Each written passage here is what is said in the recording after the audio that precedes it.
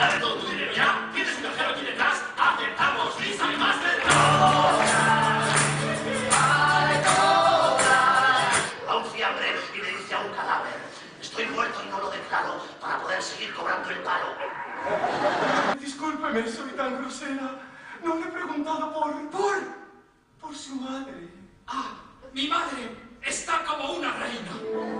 ¿Y sus hermanas? Siguen de obreras en el Colmenar Viejo. ¡Soy el Homo sapiens! ¡Y soy el rey del homo, no! Una enfermedad incurable. Venga, doctor, lo tengo todo el día. Sí, sí que lo tiene. De hecho, es lo único que tiene. ¿Qué es lo que tengo? Una enfermedad incurable. Bueno,